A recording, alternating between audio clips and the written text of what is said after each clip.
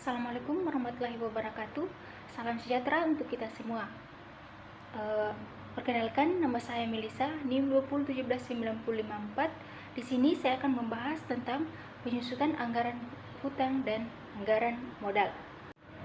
Baik, selanjutnya yaitu hutang disebut juga dengan modal asing, sedangkan modal disebut juga dengan modal sendiri atau ekuitas atau aset bersih. Hutang atau pinjaman adalah tanggungan wajib yang harus dibayar karena adanya transaksi pembeli suatu barang atau jasa secara kredit dan harus dibayar dalam jangka waktu tertentu. Hutang adalah kewajiban debitur atau peminjam untuk melaksanakan sesuatu kepada kreditur atau pembeli pinjaman selama jangka waktu tertentu. Modal terdiri atas dua, yaitu modal asing dan modal sendiri. Modal asing disebut juga dengan modal eksternal dan modal sendiri disebut juga dengan modal internal.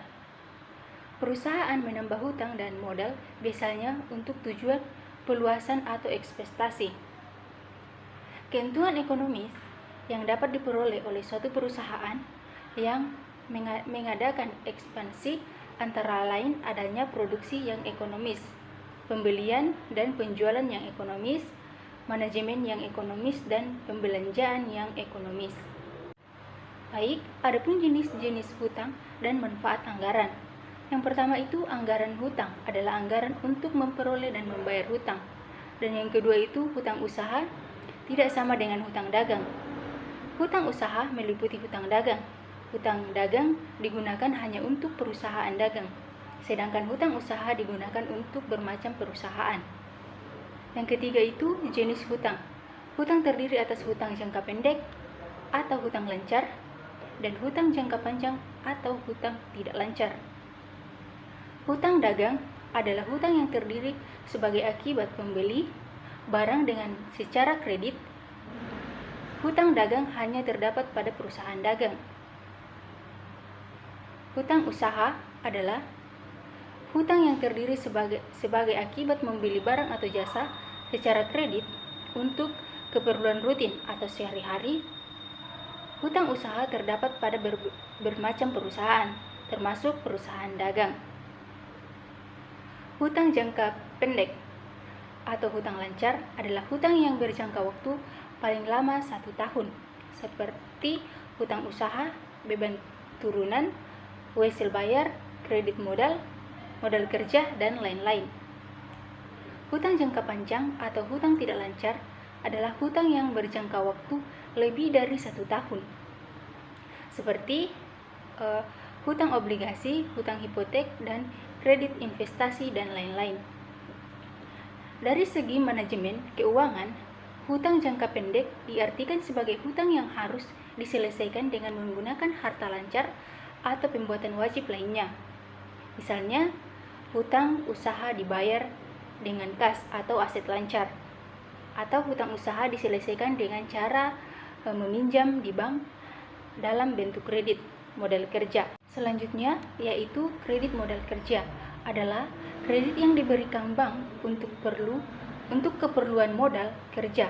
Keperluan modal kerja mencakup keperluan membayar gaji, membeli bahan baku, membayar hutang usaha, dan lain-lain. Kredit modal kerja biasanya dalam bentuk kredit rekening koran, yaitu kredit yang dikaitkan dengan simpanan giro. Simpanan giro tanpa dikaitkan dengan kredit atau simpanan giro murni, saldo kredit korannya yang dibuat bank bersaldo kredit, artinya bank bagi debitur dan giran sebagai debitur. Sebaliknya, kreditur dalam bentuk rekening koran bersaldo debit, artinya bank sebagai kreditur dan giran sebagai debitur. Di sini saya akan menjelaskan yaitu hutang obligasi. Hutang obligasi adalah hutang untuk jangka waktu lebih dari 1 tahun yang dikeluarkan debitur atau peminjam dalam bentuk surat pengakuan hutang yang mempunyai nilai nominal tertentu. Hutang obligasi biasanya digunakan untuk membeli aset tetap, bangunan, mesin, dan alat. Untuk memperoleh jaminan yang lebih besar atas pembayaran kembali hutang obligasi, biasanya Biasanya pemegang obligasi atau kreditur mengenakan hipotek terdapat aset tetap yang dibeli dari utang obligasi. Artinya, pemegang obligasi atau kreditur dapat menaikkan atau menjual atau melelang aset tetap tersebut untuk pelunasan hutang obligasi.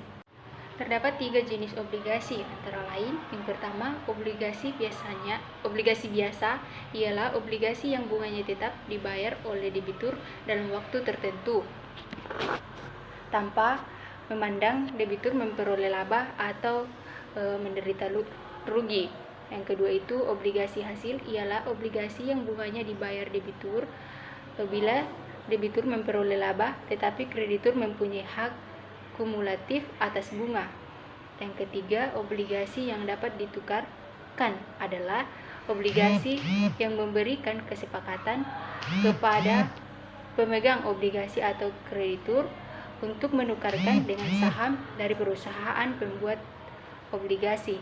Selanjutnya yaitu kredit investasi adalah pinjaman yang diberikan bank untuk keperluan memperoleh barang modal atau harta tetap seperti keperluan relokasi pabrik, modernisasi, rehabilitasi alat atau bangunan, dan lain-lain. Adapun manfaat anggaran utang dan anggaran modal.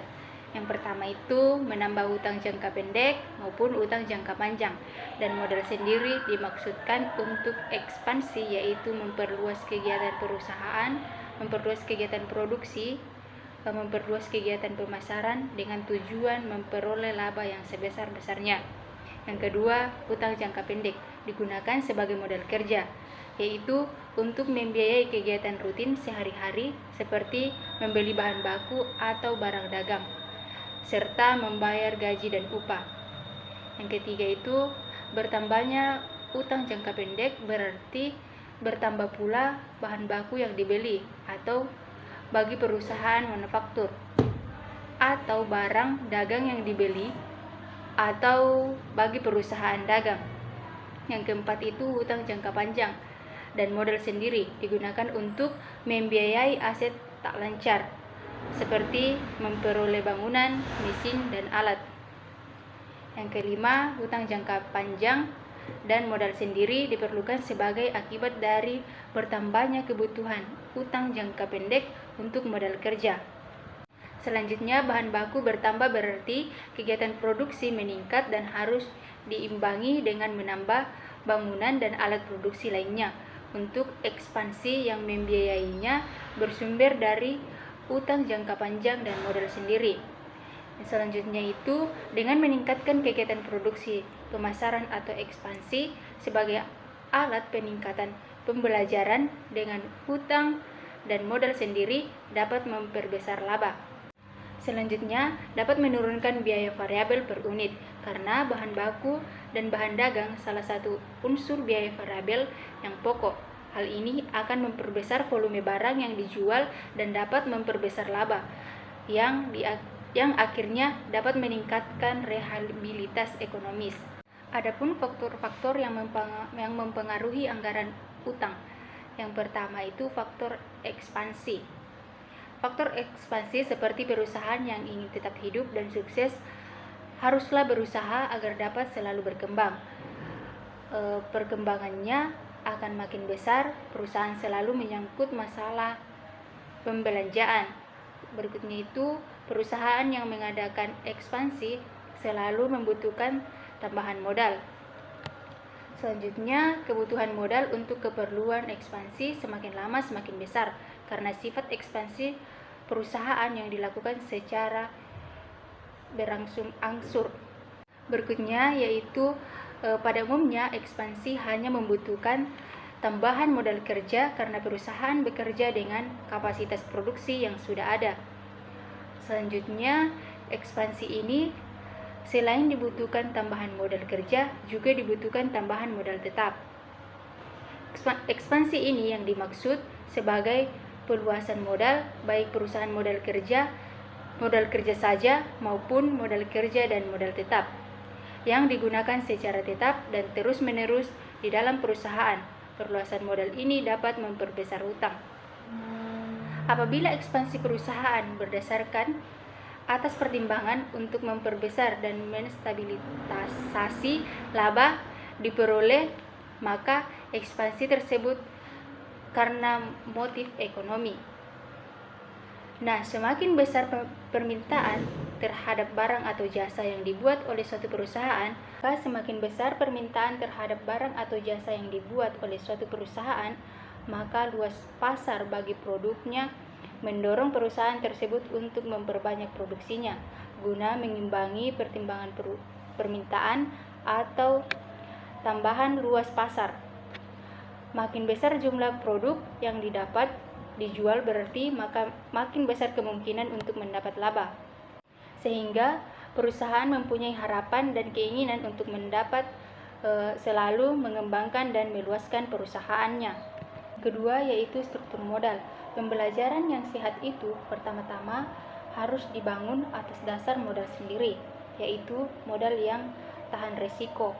Maka aturan finansialnya tersebut menetapkan bahwa sebesarnya modal asing atau utang dalam keadaan bagaimanapun juga tidak melebihi besarnya modal sendiri.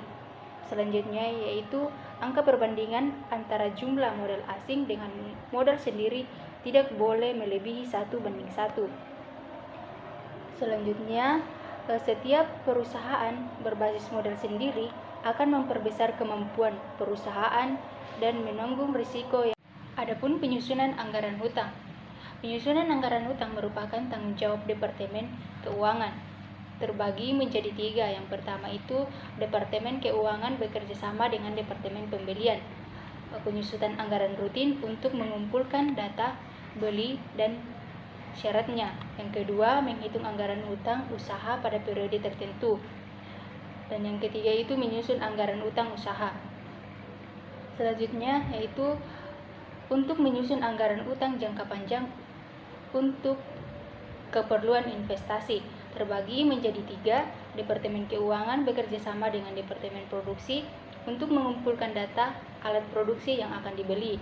Dan yang kedua, mengumpulkan data jangka waktu kredit dan bunga serta pembayarannya.